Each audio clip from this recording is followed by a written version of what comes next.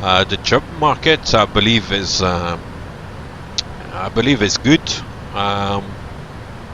I hear that most airlines around are like short of pilots. I hear like in I don't know what part of the world you're in. Are you in Europe, Captain Von Grumble?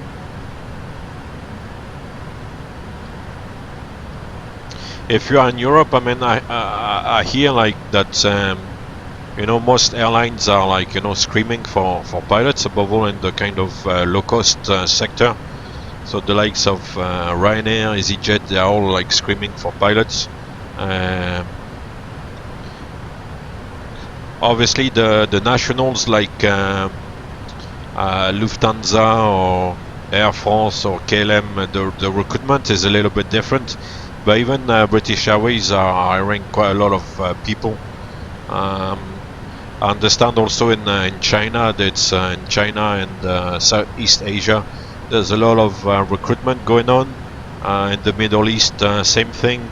In America as well, there's a lot of guys retiring, so there's quite a big demand for pilots. So at the moment, it's quite good, I would say.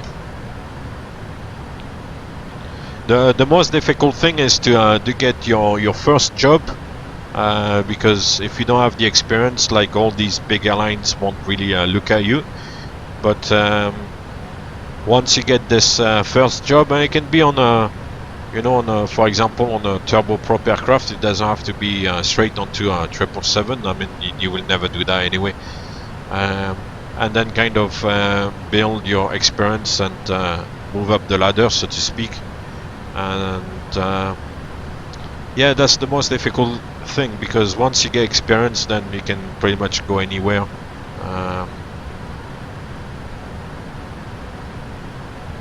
Airlines will look at obviously your time and your experience, but they're also looking, you know, at your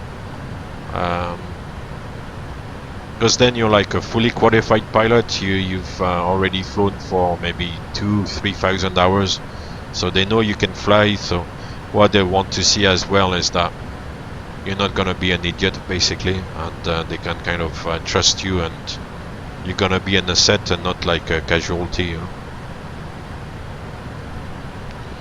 So let's see the weather for Madrid. I don't expect anything nasty. Weather request 5.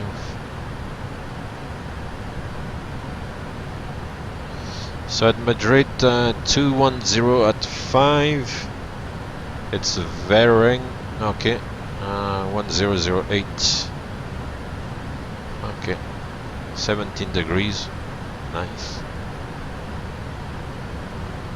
So we'll preset 1008 there on the PFD.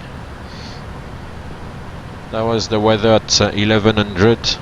So the forecast was for the wind to favor runway 32 left and right. So I'll wait a little bit. I'll see if there's an update at half past, so I'll check again maybe in 10-15 minutes, and then we'll take it from there.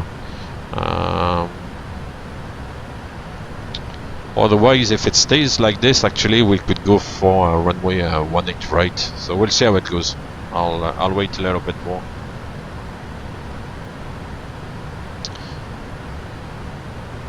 Yes, over the ocean at the moment, the Bay of Biscay. Coastline is a little bit further away. We left Brittany behind, and yeah, over the ocean. In this area, I was still relatively close to the coastline, so there's no heat ups yet, and this is still within domestic airspace, so no HF, nothing like that.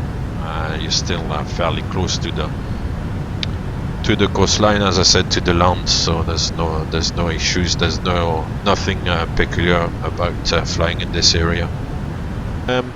For the VNAV to start the descent in the Mcp altitude window here, you need to have like a lower altitude.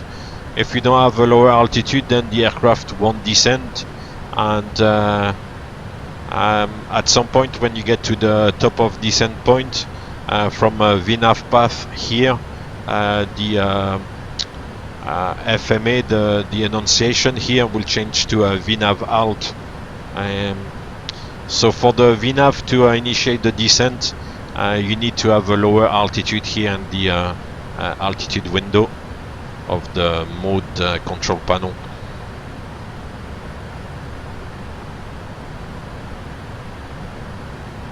That's why sometimes, all of the time, if you still have your cruising altitude set in the altitude window here, once you get close to the top of descent point, you will get a message down in the FMC saying reset MCP altitude. So it's a prompt to tell you to set a lower altitude there in the altitude window so that the VNAV can start the descent. Yeah, I understand the equivalent of VNAV on the Airbus is slightly different. Yeah, on the Airbus, the descent is doesn't start automatically, even if the altitude here is set at lower altitude. You actually need to press the button, I think, to get the aircraft to descend. Whereas this one, as long as the altitude is lower than your current altitude, then the aircraft will descend automatically. Go and figure that one out. I don't know why Airbus is like this. I would be curious to see what the philosophy is behind, because I mean, let's face it, like Airbus is more technologically advanced than Boeing, but that's the way that Airbus is manufactured, I guess. But it is fairly handy to have this feature, because you don't have to monitor exactly the top of descent point and then press the button. Once you get to the top of descent point, the aircraft descends by itself, so it's good. No problem, Guibert. You're welcome.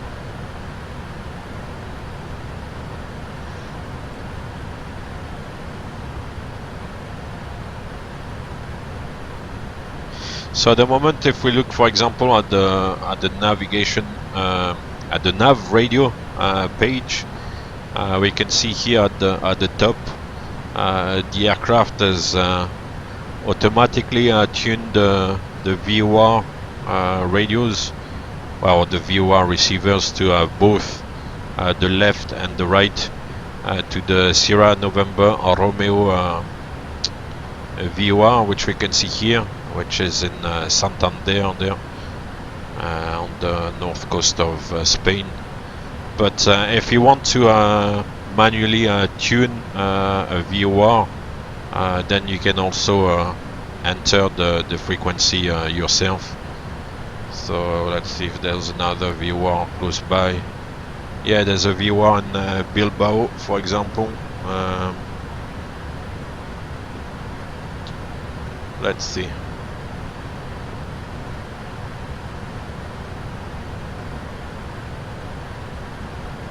Bilbao is 115.9, so if you set 115.9,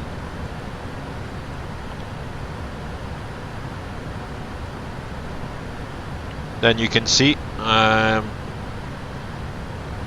the needle here on the navigation display is the thin needle. You've got two different needles. You've got a thin one and a thick one. The thin one is for the left VOR, and the thick one is for the right.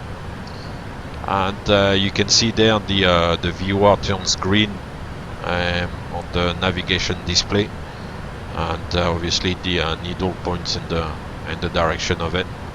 And on the FMC, we've got the frequency there as we input it. We've got a little M, which means it's been it's a manual input, and then you've got the VOR identification, Bravo Lima Victor, which is good. And then you've got the radial. So on the moment we are on radial 348 from the VOR, and you'll see that as we travel south, the number will come down at 347, because obviously we're gonna fly further south, and yeah. And on this side, on the Santander VOR, the moment 014, and then as we get closer, the radio also will change.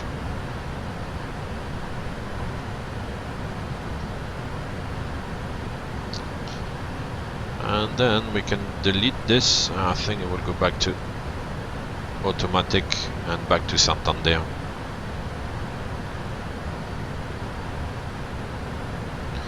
This one has the ADF, so we can also set like NDB frequency on the left and on the right, which is good. And we can also pre-select like an ILS frequency, and just input it there in the ILS. On the ILS line here, instead of park, you can put the ILS manually, but we don't really do this. We are by selecting the approach in the FMC, the ILS frequencies are automatically tuned, so it's quite good that way. Anyway, that's just a little explanation on the navigation, on the radio navigation of the aircraft. We don't really play with this too much in the actual aircraft. We just let the system as is doing at the moment, just automatically tune some VORs. It's actually quite good.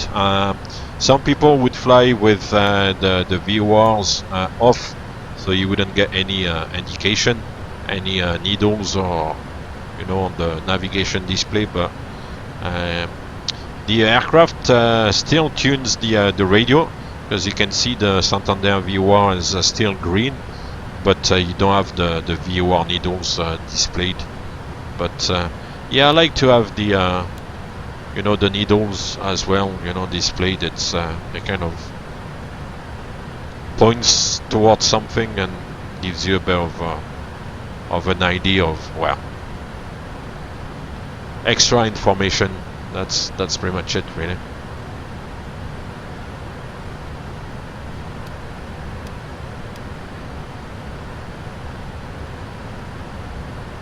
When we are in the cruise, usually the navigation display, it's set at 160 miles. As you can see here, on the FS panel here, it's set on 160. So, and on the navigation display, you've got the 80 mark there, and then obviously the edge of the display is 160. That's usually the setting we use. Kind of gives you a bit of forward like visibility on the route, but not too much. 320, you see, it gives you a lot of. It's a little bit too much to my liking. You see a lot of stuff around, which is not really necessary. And if there is weather, the weather radar returns are a bit smaller with this. So 160 is usually a good setting. If there is weather and you want to have maybe a better ID, like closer, 80 also can be used, but usually it's about 160. Anyway, so for the approach, there is nothing on the recall. There's no notes for the arrival. We'll go to departure arrival. We're gonna go for ILS Zulu 1 at right. That's the Orbis 4 Alpha. And the transition. And the transition is via l'Alpi. And we'll execute this. And then we'll go on the legs page. we'll take the plan mode, and on the legs page we'll go through the all the arrival waypoints. Hold on, let me zoom in a little bit. That's it. So we've got Orbis, flight level 190 and maximum 250 knots, which is set there. Then we go to Erema, flight level 160 or below and 220 knots. And then to Lalpi, track 112 for 21 miles, that's correct. 220 still and flight level 110 or above. Yep, that looks correct. And then we transition for the ILS Zulu 18 right. It's actually 11,000 feet, so what we'll do is we'll go to VNAV, to the descent, forecast, and transition level is 140, let's say. Since the transition altitude is 3,000. So I'll come back to my legs page. Erema, Lalpi, 11,000 or above.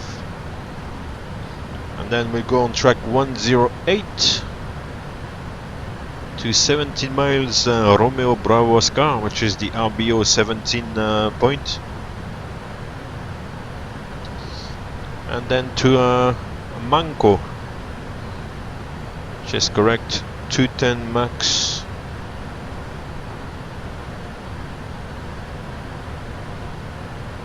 Okay. And after Manco,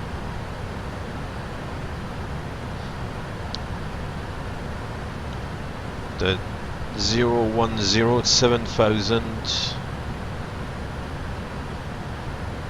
above. Manco was 7,000 or above. Oh, 95 and then until 14 miles. This doesn't really make sense to me.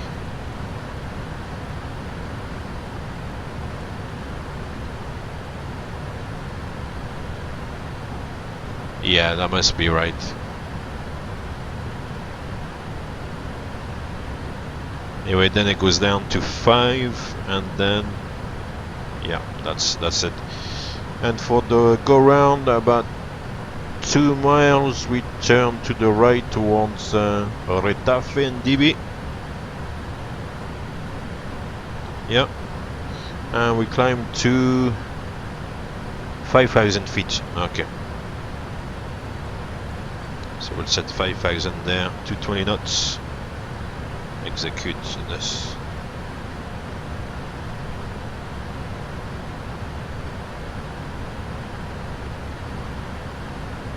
No problem, Guibert, thank you very much, see you soon.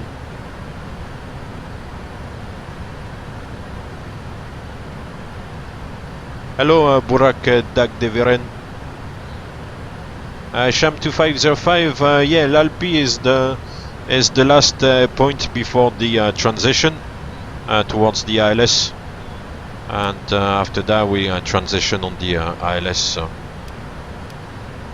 Lalpi is the initial approach fix.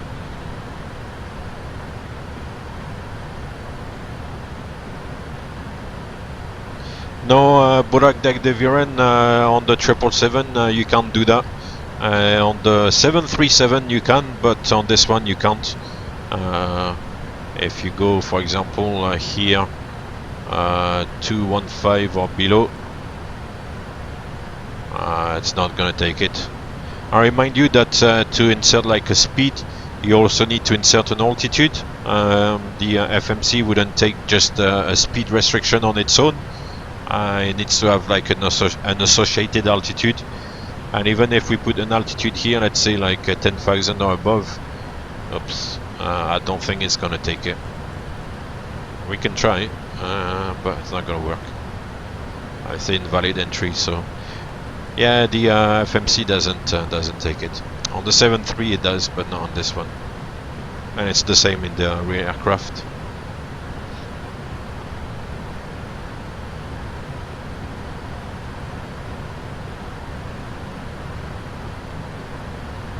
Yeah, usually we'd ask for a maximum speed, yeah. But the FMC would tend to kind of go for, even though here it's set as a maximum speed, so for example maximum 220 or here maximum 210, but the FMC will target those speeds. So 220 here is good. At Manco there, which is more or less on the extended center line, 210 is maybe a little bit much. So this is like a maximum. We'll go on the VNAV descent page, and because the airport is almost 2,000 feet high, we'll set 250 below 12,000 feet. So basically for the 250 below 10,000, but because the airport is 2,000 feet high, then you add up these 2,000 to the 10,000. So that's 250 below 12. Anyway, we'll be at 250 knots by our base, so we'll have reduced the speed, but that's just to maintain the kind of SOP there. Yeah, we can change the cost index during the flight. Yeah, if for example in both directions, if we want to speed up, you can increase the cost index. If you want to slow down, maybe to save a little bit of fuel, or yeah, you can also reduce the cost index. I'm aware that a lot of simmers are after, you know, the real world cost index for like various airlines. The way I see the cost index, and I've got maybe a bit of a more open view on the cost index. The airline I used to fly for before, we had a fixed cost index, so there was no variation to that. But the airline I'm working now, the cost index is more or less to allow you to either fly fast if there's, for example, a lot of wind and you're not going to make the schedule flight time, or otherwise to fly a little bit slower if on the flight time you've got plenty of margin on the scheduled flight time. So if the flight time, for example, is scheduled on 8 hours and your actual flight time is 7 hours and 50, then the company is going to kind of, you know, push you to go a little bit faster and increase the cost index accordingly, and vice versa. So for me, cost index is more like a function of speed, and it's fairly variable, really. Right, yo. So we're done with this. Then it shows fuel on arrival 9.5, and our zero fuel weight is 207.2. So 207.2 plus 9.5 is roughly 216.7. So that will be our landing weight. So we'll set 216.7. Say on the approach page in the gross weight. That's gonna give us the speeds for landing and the flap setting. So we'll go for flap 30 and enter it in the flap speed line here. So we'll fly the approach with flaps 30 and speed of 139 plus 5 for the VRF. That's pretty much it. Then for the minima, ILS Zulu Cat 1 is 2,200 feet. So hopefully it's not going to take forever.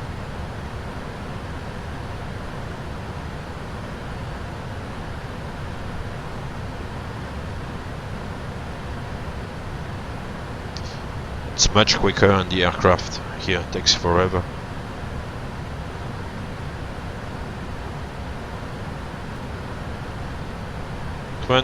200. Here we are, QNH 1008, and it's a very long runway with a displace threshold. I'll go auto brake 2.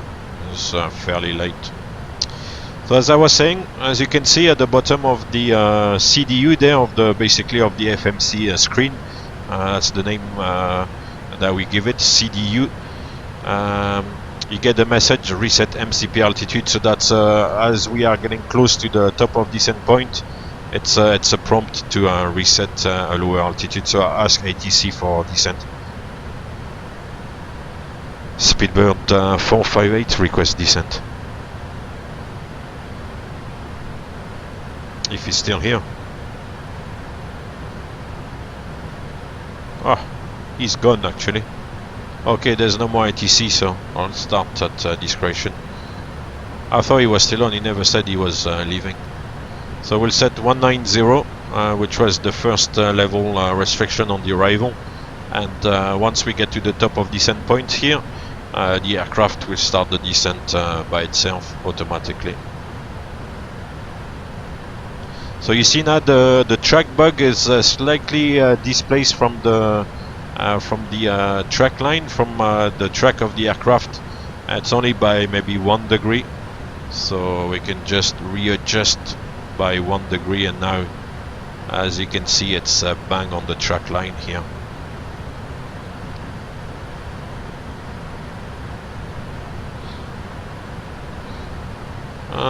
What else? I think we're good. We'll bring FS to crew. Brief FS to crew. It's following the star. It's an ILS.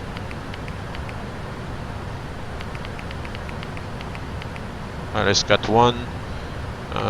Barrow is 2200. Lap 30. Auto brake 2. APU yes. Transponder yes. Go to the gate and weather and terrain. Okay. So I'm not gonna play once again the tape for the briefing, but at least FS to crew has been informed of what we're doing.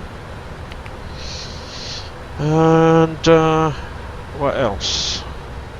Oh, I think we can do the descent checklist basically. Descent checklist.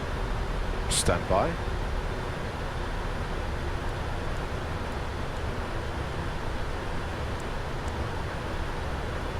Descent checklist. Recall checked. Notes checked. Auto brake level 2. Landing data. VREF is 139.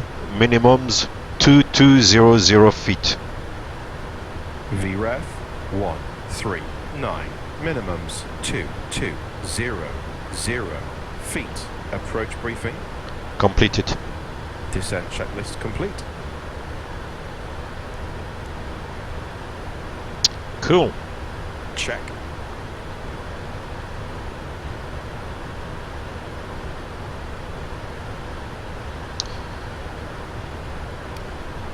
So yeah, so as you saw, the aircraft descended automatically once it went past the top of descent point.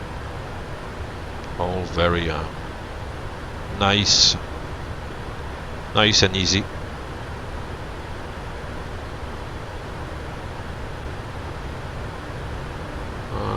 Let's see, 122025 is the active sky ATIS. Lima Echo Mike Delta Airport information Mike 1130 Zulu weather wind 271 at 5 gusting to 15 visibility 10 sky condition 4000 scattered temperature 17 dew point 4 QNH 1007 advise on initial contact. You have information Mike Lima Echo Mike Delta Airport information Mike 1130 Zulu weather wind 271 at 5 gusting to 15 visibility 10 sky.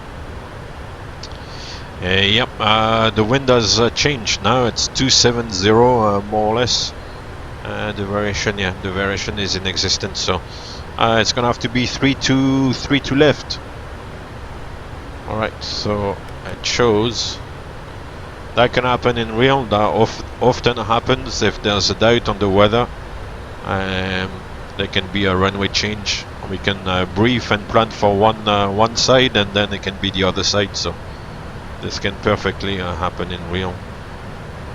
But in real, there's two of us, so one can still fly the aircraft, and the other one set up the approach, and then we can brief together. Whereas here, it's a one-man show. Anyway, let's have a look. We'll go on departure arrival.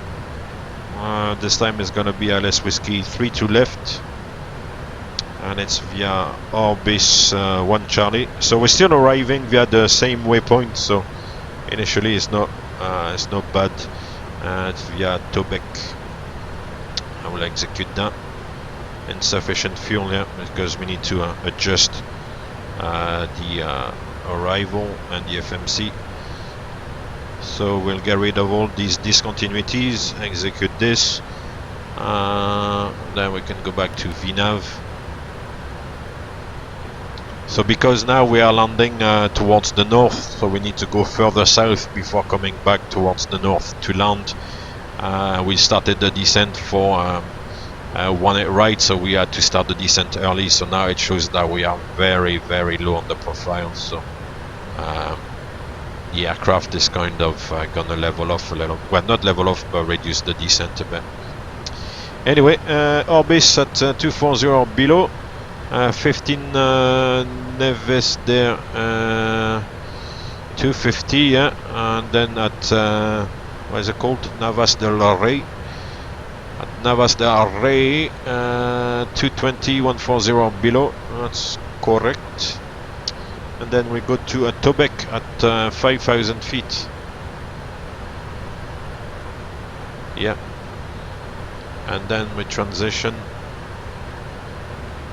for the LS3 to left. It's 2220. Drag required. I don't think so. 2220. And Tobec 5,000 to the initial fix. Yeah, that's all in there more or less. And the missed approach from the runway. We go on the runway heading, then we turn left 291. And we climb to 9,000 feet. No, we don't climb. Ah no, it's the wrong ILS. My bad. That's why it's always a good idea to check.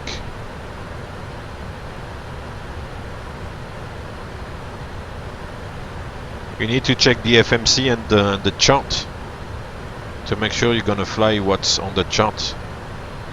So the missed approach from the runway, 287 to 6 miles, Bravo Romeo Alpha, that's correct. Then 257 to the November point, which is about 14 miles out. Yeah, on Sierra Sierra Yankee, 220 knots max.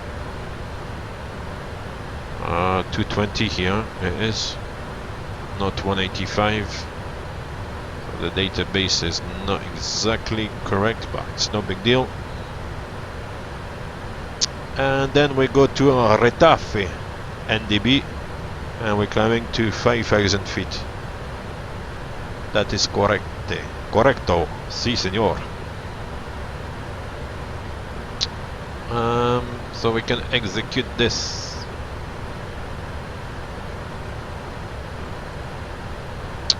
And the rest is unchanged, really. We've got a 3-kilometer runway, still good.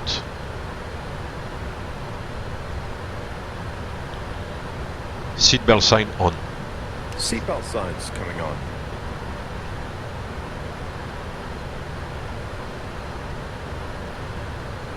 (1,000 feet to level off). Yeah, we'll accept the level off, I guess. Or we'll continue actually. Descent 15.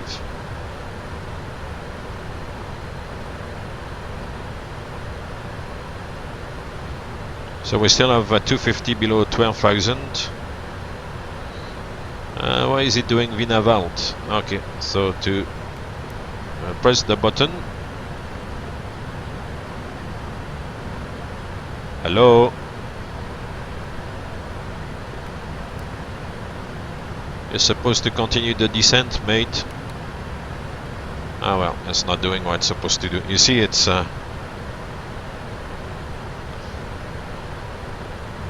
yeah, it's true. It would be a good idea to check Sham 2505 to check flight radar 24. Yeah. True. The joystick I use is a very old joystick. It's a Microsoft Sidewinder that I've had for many years, maybe close to 15 years or something. So I've had it for a long time.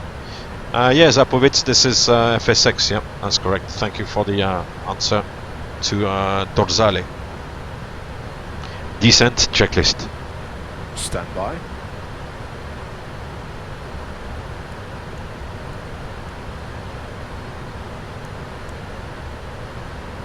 Descent checklist. Recall checked.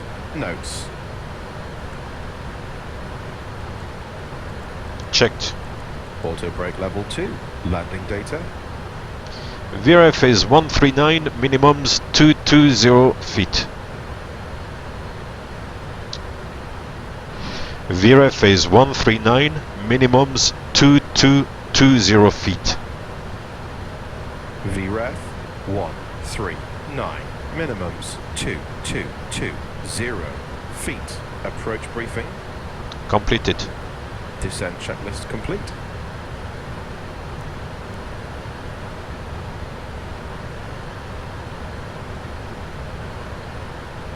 Yeah, it's golden oldie joystick indeed.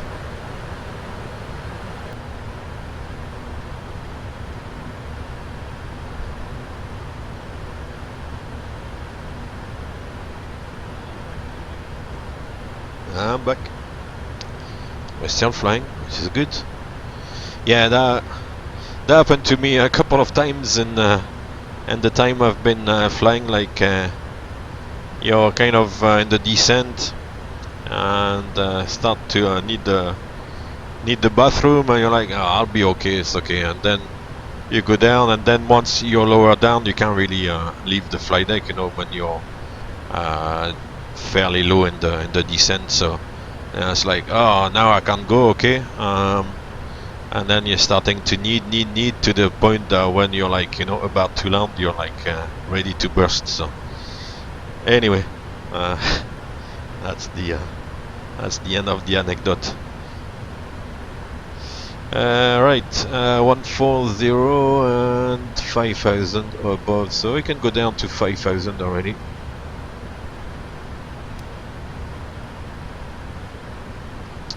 This is a good flight. Maybe I'll do the return leg another time. This is fairly pleasant. Those of you who know me quite well know that I'm not overly keen on doing long flights. I don't really want to be like streaming for, you know, 8, 9, 10, 11, 12 plus hours.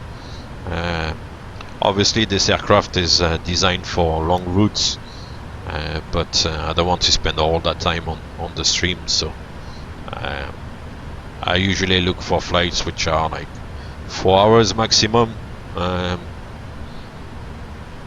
But these like little flights are very nice. There's quite a lot of short flights as well in the Middle East, for example, or in Asia. But in Europe, yeah, as I said, it's fairly rare to find like 777 flights. Try to stick to real world flights. So thank you very much for the follow, Johnny Pav. Welcome to the stream. Good afternoon.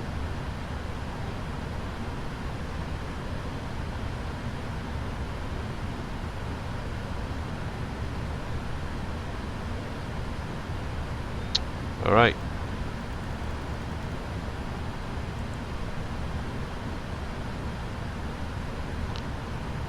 Transition level, altimeters reset 1007.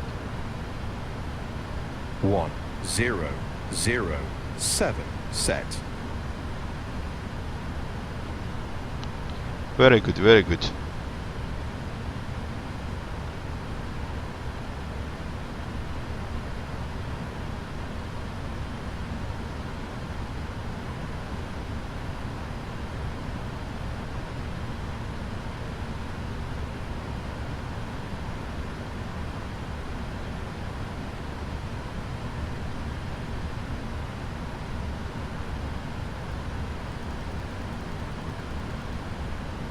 So as you see, matching the track with the current track. Always.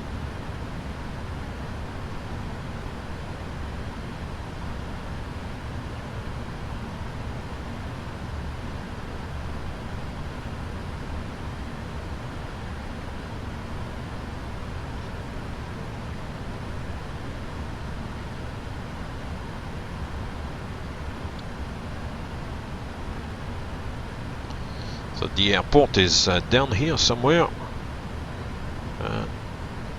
but for the moment it's below the cloud. We can't really see it. We'll see in a few minutes.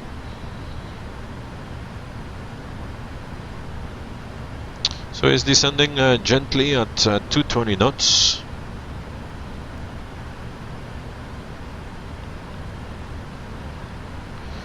But we are now passing about 10,000 feet, but we are already like only about 8,000 feet over the ground, since the airport elevation is 2,000 feet. Madrid is kind of sitting on some sort of a plateau. In the center of Spain, it's a little bit elevated.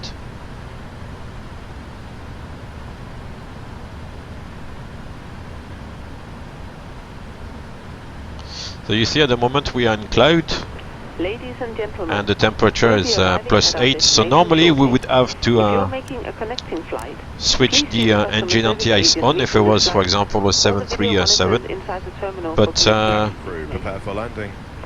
as you can see here, the automatic engine anti-ice system doesn't come on, and it's actually the case in the real aircraft as well.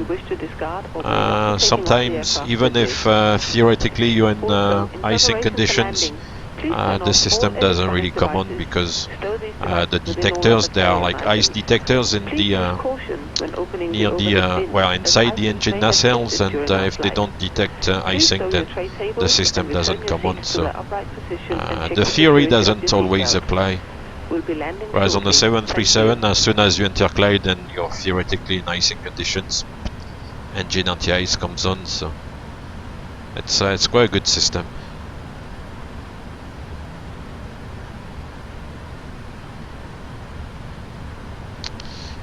Now we're more or less abeam the airport. That's the city.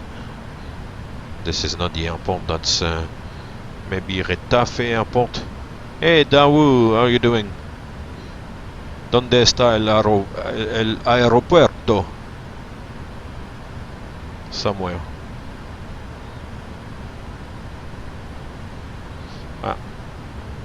Anyway, we are on the arrival, on the star, on the instrument arrival. I'm not doing a visual approach, since I can't even see the airport yet.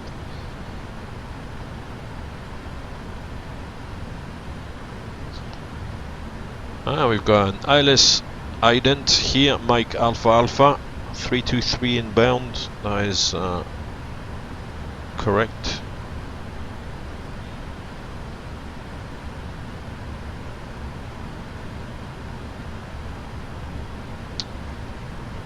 Approach, hold on. Approach checklist.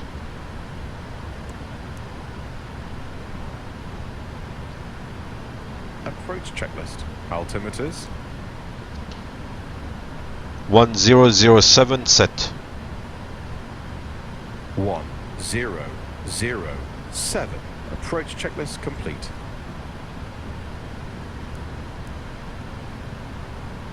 So as you can see, I need to tick the checklist myself, because FS2Crew doesn't do it.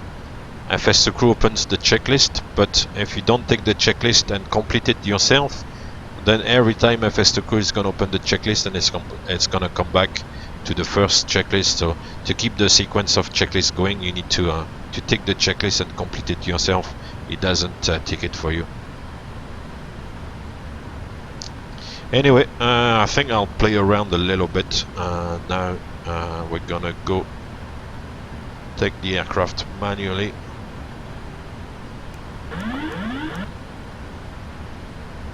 Flight director. Check.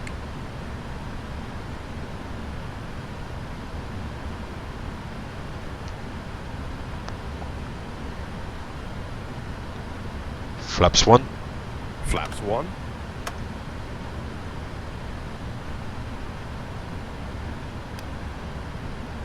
That will allow me to demonstrate a little bit FS2 crew as well, and the way we do things if one guy flies manually. Set speed 200 knots. Are you sure? Set speed 200 knots. Speed 200 set. Thank you.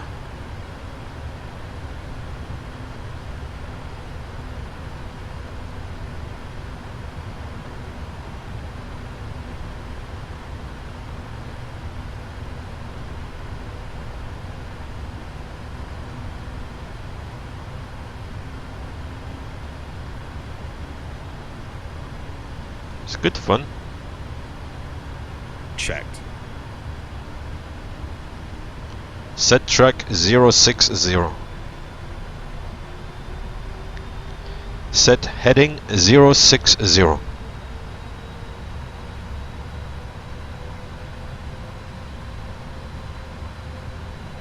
Heading 060 set. Flaps 5. Flaps 5. Set speed 180.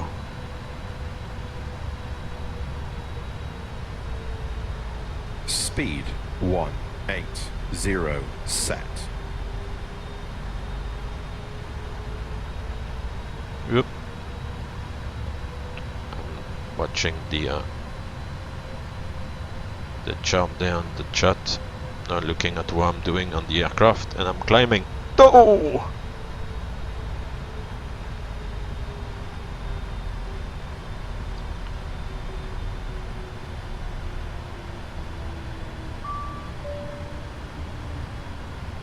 Flaps 15. Flaps 15.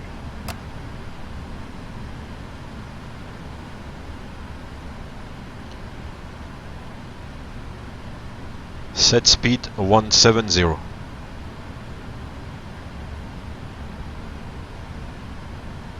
Speed 170 set. 1,000 feet to level off. Set 4,000 feet. Set 4,000 feet. Set altitude 4,000 feet. Arm approach mode. Approach armed.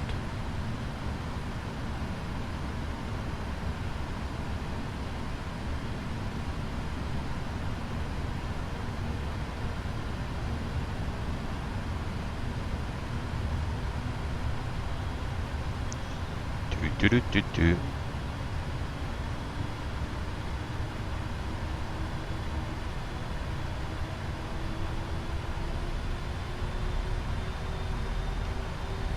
This is good fun. I may as well do it when I'm playing around. On the line it's quite difficult to fly the approach manually, because it's always very busy and stuff, and it adds to the workload of your colleagues, so we tend to avoid flying manually, but on this I may as well.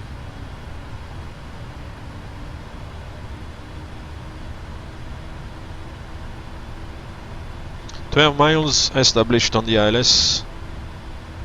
You can see the runway straight ahead, the mountains beyond.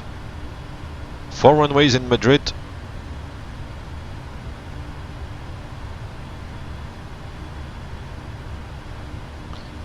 The missed approach is 5,000. Okay. Well, theoretically we can go down to 4,000 now, so I'll keep descending slowly.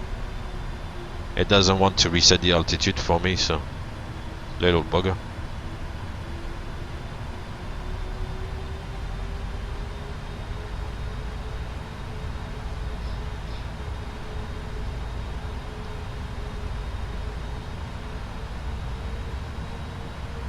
Waiting for the glide slope to be captured. Shouldn't be too long now. We can see the little white lozenge.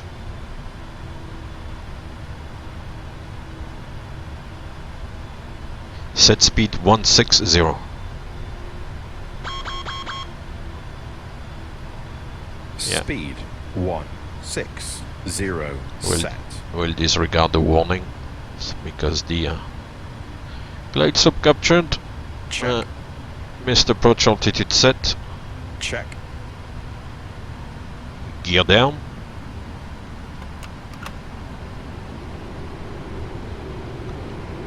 Flaps 20. Flaps 20. Radio altimeter.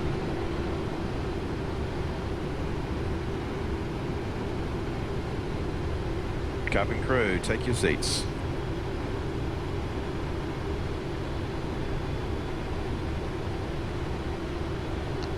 Flaps 30. Flaps 30. Set speed 145.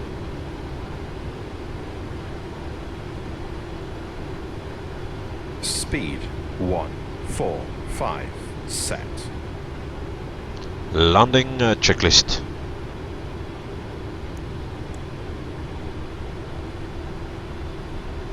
Landing checklist. Landing checklist complete.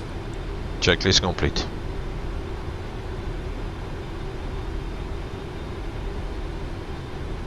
Alright, we are clear to land.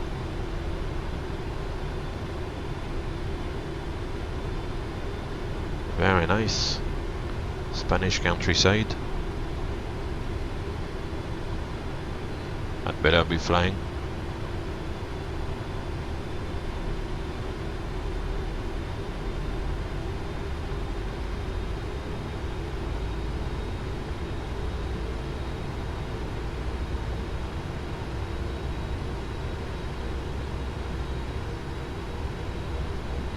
Yep. Not watching what I'm doing. 1,000 feet. Approach stable. 1,000. Cheek.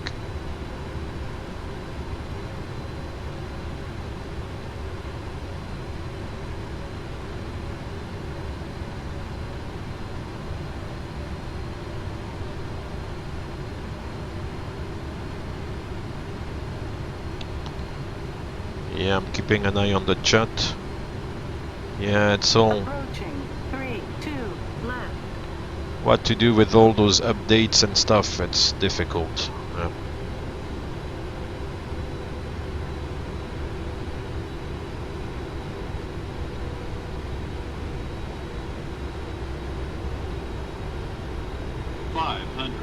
Check.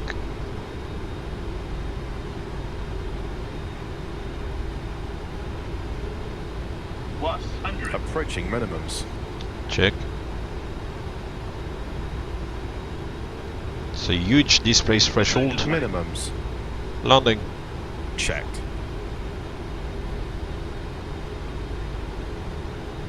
$100. 50, 40, 30, 20, 10.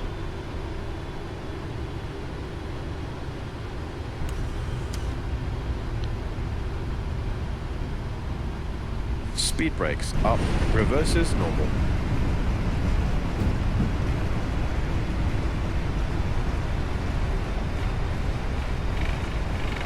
Manual braking. Check.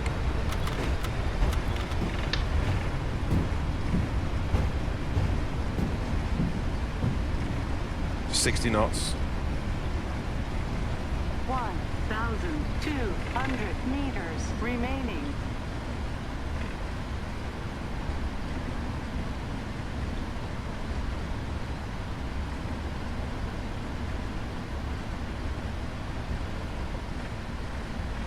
Cool. Approaching 14 right. Welcome to Madrid.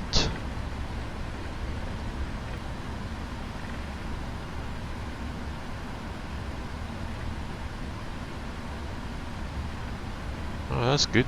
We've got Marshall out.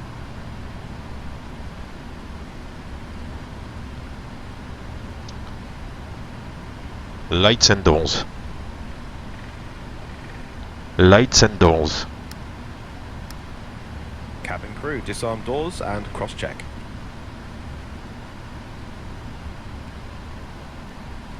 Cabin crew, disarm doors and cross-check.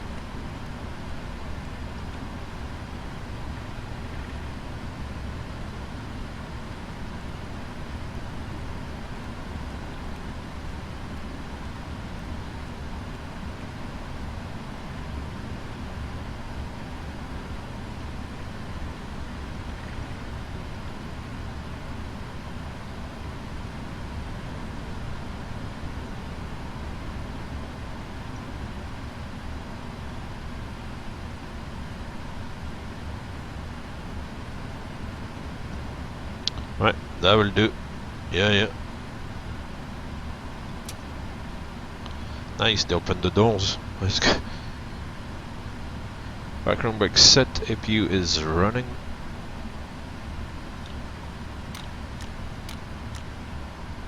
At less than 10%.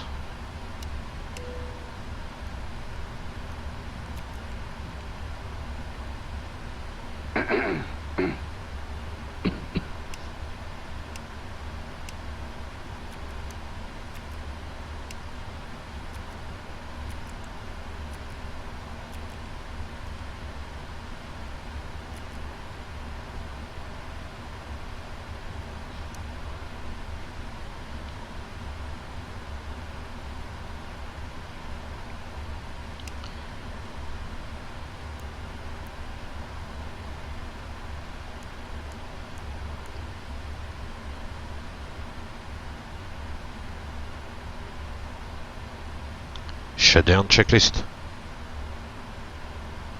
I'm ready for the checklist. Shutdown checklist.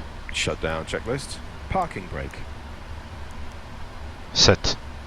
Shutdown checklist complete.